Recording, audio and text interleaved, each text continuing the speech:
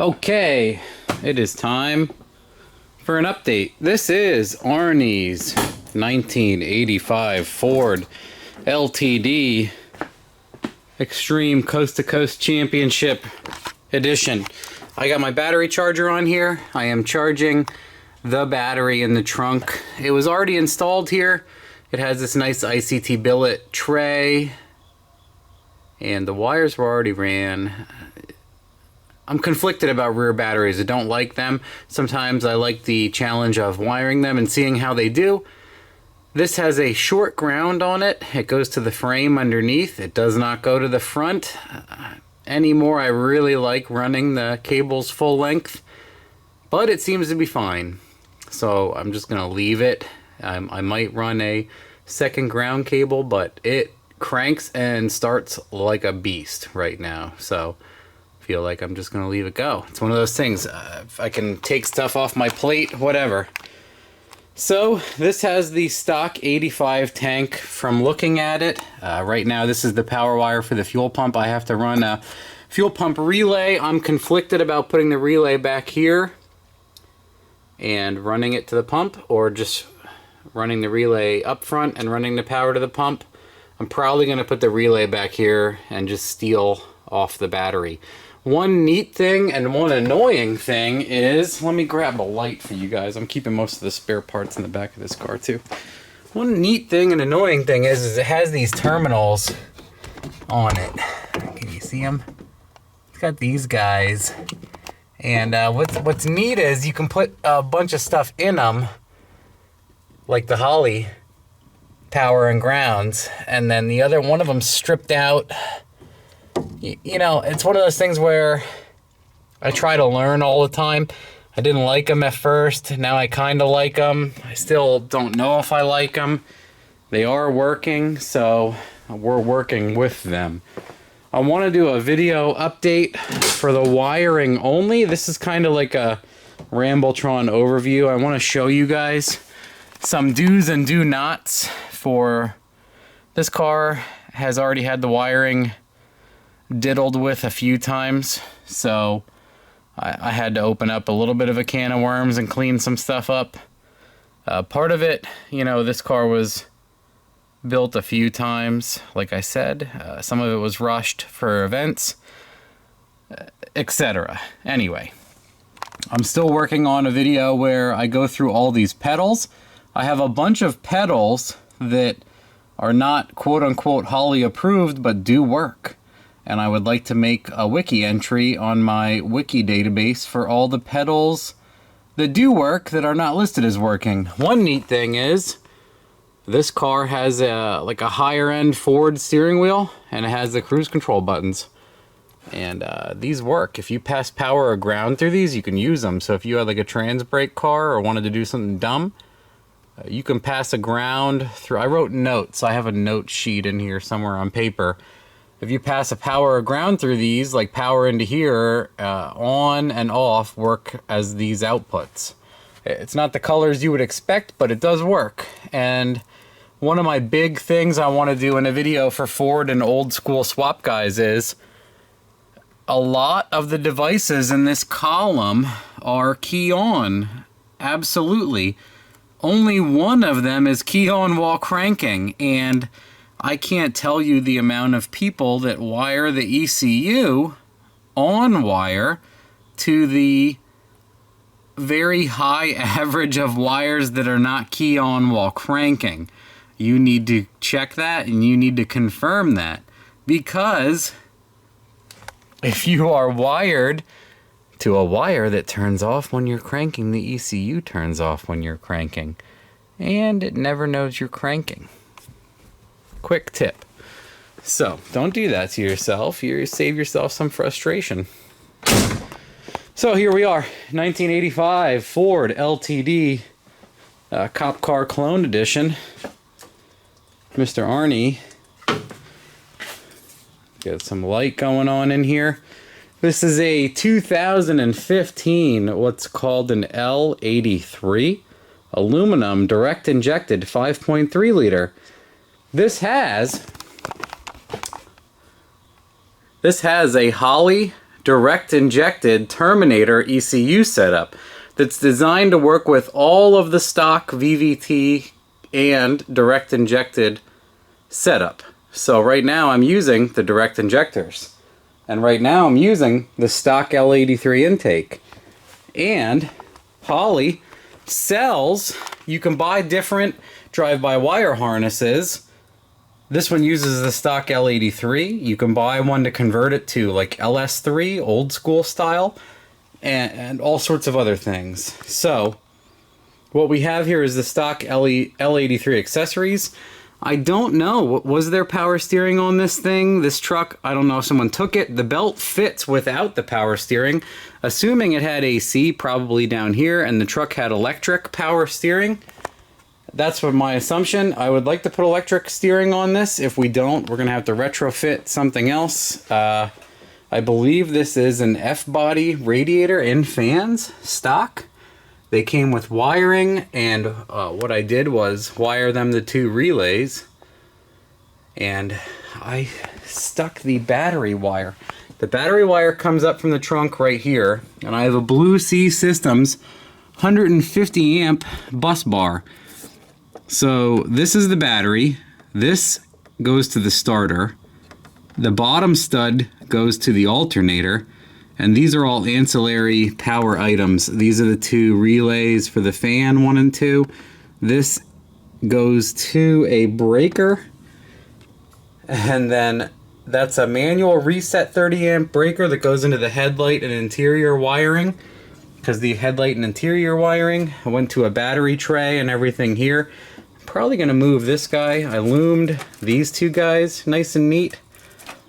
These are those relays that use the fuse holders in the relays. Extremely nice for what they are. And I got the I/O harness, and I pinned that nicely for the fans.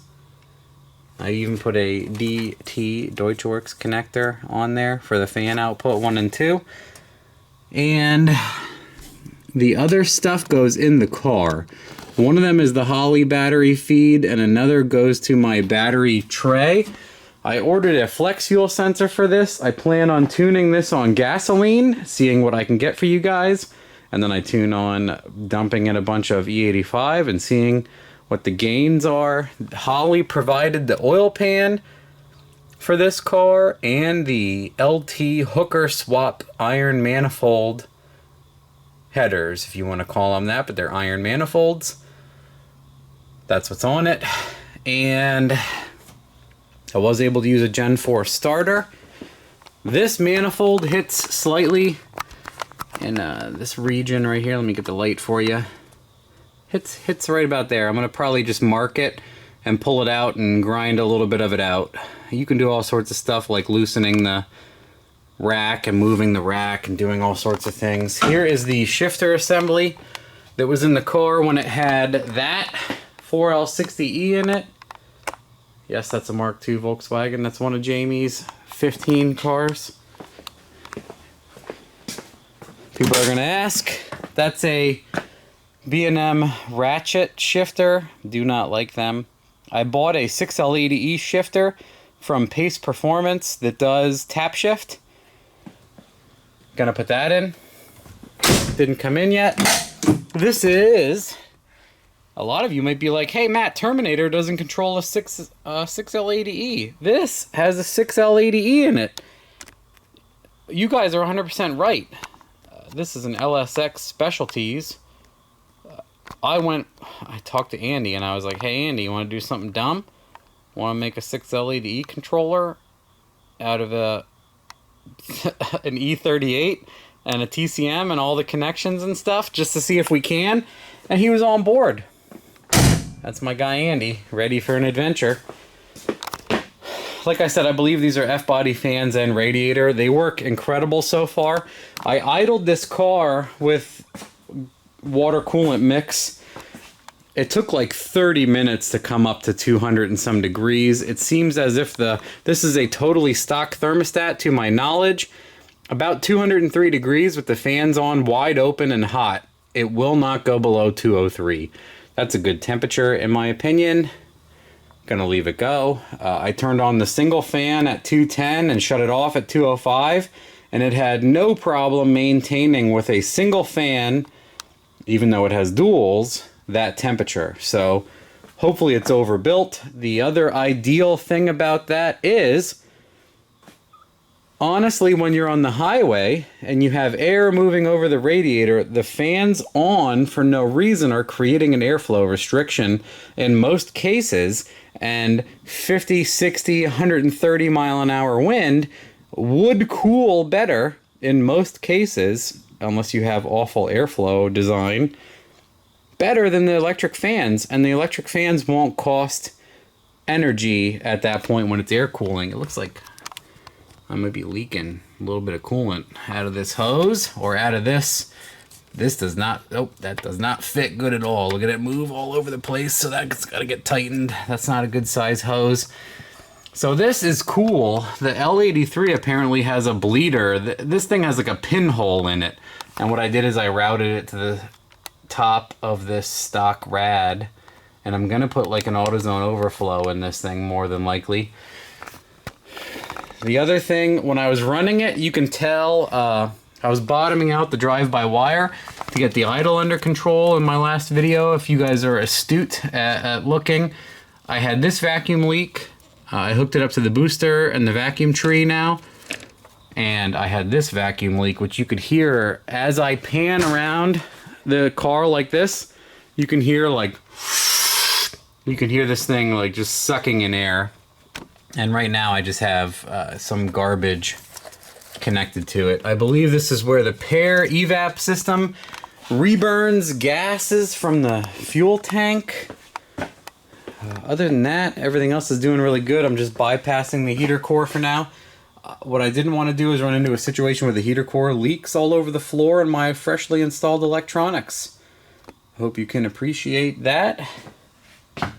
Everything else is fairly simple. I would like to clean it up and maybe loom that green wire a tiny bit. The thing runs great. It fires.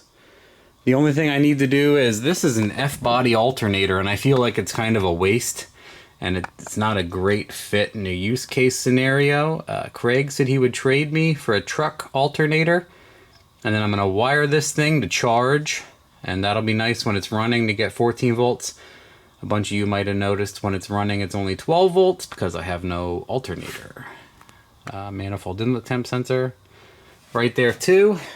The reason why, let's go over this real quick. The reason why that this thing would not start initially in the video was 100% my mistake. And underneath the intake here, underneath the intake in the back of the motor, there's DI plugs for the injectors and the fuel rail pressure sensor, the high and the low, the incoming fuel, etc., etc.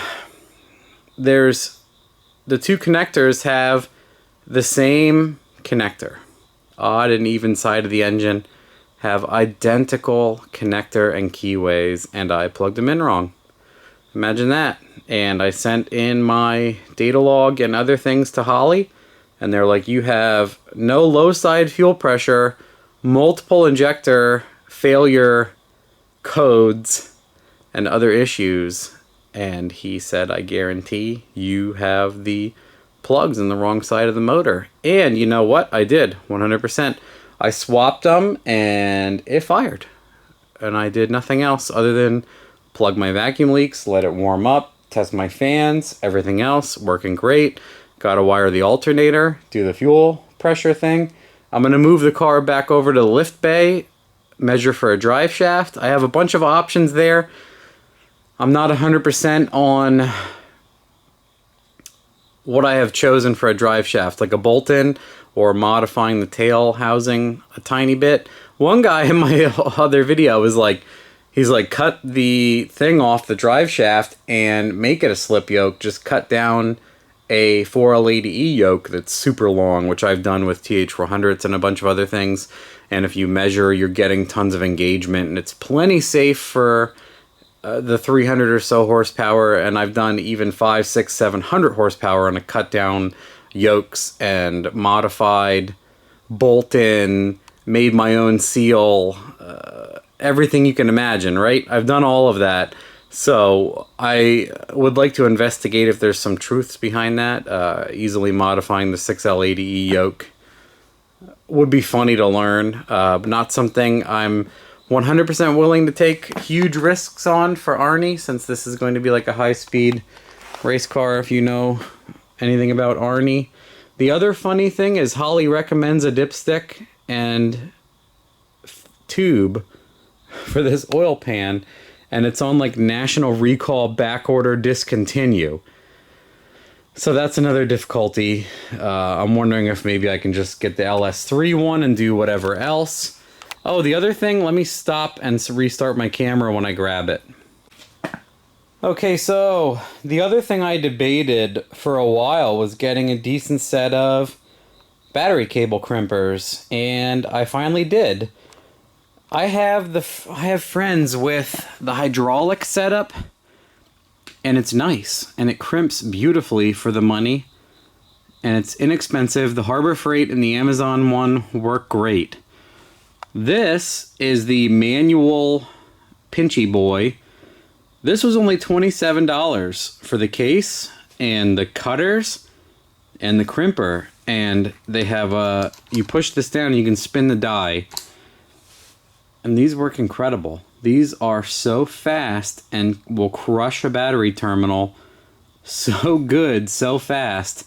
That's why there's spare. This car had all sorts of like lengthy battery cables in the engine bay and other parts, and I re-crimped and did everything fresh and brand new with new terminals. I have a whole box of terminals, care of a sloppy fan.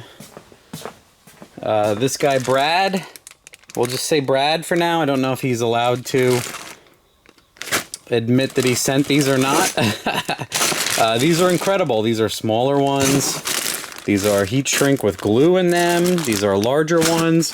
These are even larger ones. And he sends battery cables and stuff for my projects. Stand-up guy. Awesome. This stuff is incredible. So, I've always soldered them, and I've showed it before where I take a bunch of time and I melt a bunch of solder into the cup and spill solder all over and shove the wire in hot and wait for it to solidify and not burn myself and everything else. And I pretty much pre-do all the cables. And the annoying thing is, it's lengthy. It takes a lot of time. There's a lot of heat involved. There's a lot of open flame. Literally, these guys, I just shoved this in here and crimped this thing and then heat shrunk it with my heat gun from 1970, which is incredible. And I took some of the spare battery cables and cut and crimped and heat shrunk. They were all too long, and now they're cut to length and fit great. And it took seconds to do it this, and the reviews are incredible, and they say that these last. Some people had trouble with them immediately. Maybe they got a bad product, and maybe they're just morons and aren't using it correctly. You got to take that with a grain of salt. So far, I crimped probably 12 or 15 connections in this car. 100% fine, zero issues. So that's all I got to say about that. We're going to build an exhaust next. Going to hook up the transmission stuff next. Going to get the shifter next. Get a drive shaft, and then this thing will be moving already, and the coolant system's already done, and it's literally small stuff from there. I'll get the flex fuel sensor soon. I have the pigtail for the flex stuff already. I just have to add it in to this guy. That's the feed. So this thing has, like, total guess, I'd have to ask Arnie. This thing has like a 255 or a 400, somewhere in between those numbers in the tank, which will be plenty for 300, 400 horsepower L83. Whatever's in there should be fine. Man, other than that, that's like the technical wrap-up. Let me know if you have a bunch of questions. This car had a tranny cooler in it with 6 AM lines already on it. Here's the tranny cooler. I'm not 100% happy with the routing. I might move the tranny cooler. It had a 60E in it, so it was on this side and it ran down this side. But now it has a 6L80E in it, and the cooler's over here. I put ICT Billet. ICT Billet, I bought this. They sponsor some of my stuff, but I didn't want to bother them for this. I just bought this. It's like $30. So why bother the boys? Okay, I zoomed in. I'm sorry.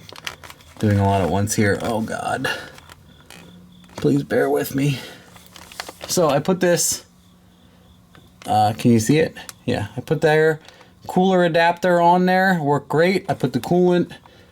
6 LADE lines are a little bit long. Some are short. You can see my nice AC Delco filter. Everything else, you can see the 6 LADE in here. Some people were asking about how the height is. Let me change my camera angle. Oh, it's pretty good. From here, it's really good. The tranny is definitely a little bit lower than the engine. The engine is above the K member. That's nice. The tranny isn't too much farther below. Not at all. Not bad. That's the frame rail for the car. K member, frame rail, oil pan. Maybe this is like an inch lower. Can you see? Yeah, maybe an inch lower. So is that a good estimate there? This car has an 8.8 in it already. It has coilovers in the back. It has coilovers in the front. It has massive Cobra style 2-piston brakes. Huge rotor in here. It has it has these I believe these are Crown Vic 17s on it. Yeah, 235, 55, 17. It has big boy brakes. That's a 17-inch Steely, and the brakes take up a lot of the room. Coilovers in the front already. Maximum Motorsports caster camber plates. This thing's really pretty decked out. I believe that my buddy Mitch and I are going to do the exhaust on it. I'm going to order. It has like a 2.5-inch. This is kind of nice. This is what the Holley stuff came with. These guys are what bolt up to the 5th gen Camaro G8 style. 2-bolt manifolds are already threaded, so you weld the exhaust to these. It comes with the bolts already. It comes with the exhaust gaskets. Just got to complete the exhaust. That's the engine cover. There's a bunch of other stuff back here, but other than that, we're pretty much ready to rock. Super happy with how it all came out so far. This is a super clean car.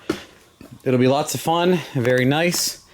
The shifter I'm installing has tap shift buttons on it. I said it has tap shift, but I'm not sure if I said whether or not it has buttons. Very similar to like F-150 style, where the shifter I bought is specifically for a 6L80, so park, reverse, neutral drive, shifter cable, everything, and then you pull back, and then you can go to sport mode, and then if you push the button, it goes into manual mode. And then if you go back to drive, it goes back to auto mode, just like a completely stock late model vehicle you might be familiar with using already. So that'll be awesome to have the options. And that's where we stand for now.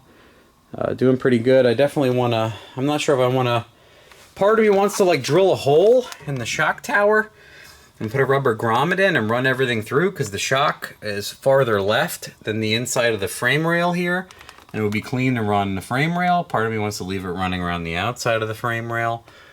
I don't know what you guys think. And then videos where it's idling nice and low, you can hear a pop. I broke one of these spark plugs putting the manifold in place. I dropped it once or twice, and I heard an audible crack of a plug and breaking on the outside. So one of these is broken. So it has that nice clean low idle even with a broken plug. The list is getting shorter and shorter. It's going pretty fast. Ironically, and seemingly good for my ego, a bunch of you are like, Matt, you're getting this done really fast. And I'm like, wow. Thank you for that compliment, because I feel like I've taken 7 years to get this done, because literally I only spend an hour or two on this sometimes, and then every now and then I get a whole burst of about 6 hours on it. It all varies. Obviously I've done a lot of this stuff before. This car was partially completed. I just had to fix some things. Some of it was easier than others. If you're going through a project and you're struggling, you're doing good. we'll just have like a little bit of a motivational speech here. You're doing good, just keep at it. A lot of this is segments of 30 minutes at a shot of stuff that I would say I'm not good at a whole lot of things, but budgeting time and forcing myself to do small things to get done all the time, like a little bit a day goes a long way. I say that stuff a lot, but it's 100% true. And I'm good at keeping mental notes in my head. I'm like, I'll just get this fan wire done. I'll just get these hoses done. Oh, speaking of, these hoses are just some stuff I had laying around. I literally have a Rubbermaid bin upstairs, like a big Rubbermaid bin. Like, this is my rubber hoses right here bin. I have a bin upstairs that big that's just these. It's just these small, and I've pulled them out of the junkyard. I don't even know what this is out of, to be honest with you guys, but look how well it fits. A bunch of S-bends. Incredible value. Just pull a bunch of these out. They're going to charge you like $1 for these, and if they don't charge you $1, don't buy them. They're not worth more than $1. This is a stock upper truck radiator hose, which is the most versatile hose in history, in my opinion. A lot of you hopefully will agree. This hose is so long and has so many weird bends in it. I cut like a tiny bit off of it, and I think it had some cut off of it to start, but look at this complex bend and whoop-de-doo over here. And this is literally a stock truck upper rad hose, and that's like an S-bend, probably out of a PT Cruiser or something. Who even knows? But it's on here, and they seal, and it works, other than this super loose bleed hose here. So these don't have steam ports on them anymore. Basically, this guy's the steam port now, in my opinion. And it has less upper, lower, smaller 10 mil head bolts, because those are useless. And I've said that for years, and I'm so glad Chevy backed me up by making the LT motor. Basically have none at all, because they're useless. And the steam vents, pretty much useless in my opinion too. A lot of people give them a lot of faith and gospel about your motor's gonna blow unless you have steam vents. Maybe you shouldn't tune it so hard. A lot of people are just ready to blow up their stuff and blame it on something like steam vents. Oh, it's because of steam vents. No, it's because you're making 1,500 horsepower with 7 degrees too much ignition in it, but that's none of my business. Back on subject. Everything else is doing good. Small list. Drive shaft shifter on the way. Gonna be driving soon. Like, it's literally that easy, guys. Like, small things. Keep on top of small things. Break down some big things if you can. The wiring and stuff seems difficult. It's really not that bad. The more you do it, the easier it gets, to be honest. Even this, I could have gotten it done faster, but I wanted to kind of fix what was here and keep it kind of clean. The biggest difficulty is there's not a lot of room in the engine bay for these two boxes. There isn't a lot of room in the car for these two boxes. I have some room under the seat. I'm going to try to get them under there once we get more of this cleaned up. And then someone had pre-cut and someone wrote some words of inspiration here for these cross-country boys are insane. Someone cut the glove box, which is 100% too small for most anything anyway. I'm not a huge fan of these subwoofer amplifier car audio things here, but again, it was here and I made it work. So one of these is constant power, this guy. One of these is ground going to the engine block. And I put like the ground going to my favorite blue C-bar here. So this guy is battery, B. A is key on ignition. It runs through this relay. And then this is a ground bus bar, and the ground also runs here to the ground guy that goes here. So when you key on, everything in this panel gets power. So you can do like the ECU, whatever this guy is the USB charging thing that's already in here, important. And then this is the ground bus bar, and this is a constant power bar. But something like that's important for these guys too. And well, also easy as everything in here is key on, so all the Holley stuff can connect to it, even though it's only one connection right now. Yeah, and that's where we're at. So it's all this small stuff getting done, adding up. I hope that's a nice rambletron. This thing smells fantastic inside. Old Ford. Look at this guy. Sorry, that was cruel, but he needed to go. So yeah, very happy. I just got to do some mounts for this. I just zip tied it up out of the way. Someone had created this incredible dimple die thing that holds the rad at like an extreme angle really far back, but then my hoses didn't fit nice and they were too cramped.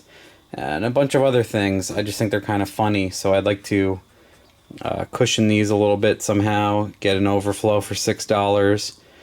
Everything else is fairly small, right? People always comment at the man, Swiss cheese engine bay, Matt, you drilled so many holes. Guys, if you've never seen a Fox body or one of these older Fords, these are all stock. These are stock holes. Maybe one or two of them are not, but this is how they all look. I don't know what else to tell you. Some of you get it, some of you are laughing, some of you know, some of you don't know. That's the answer.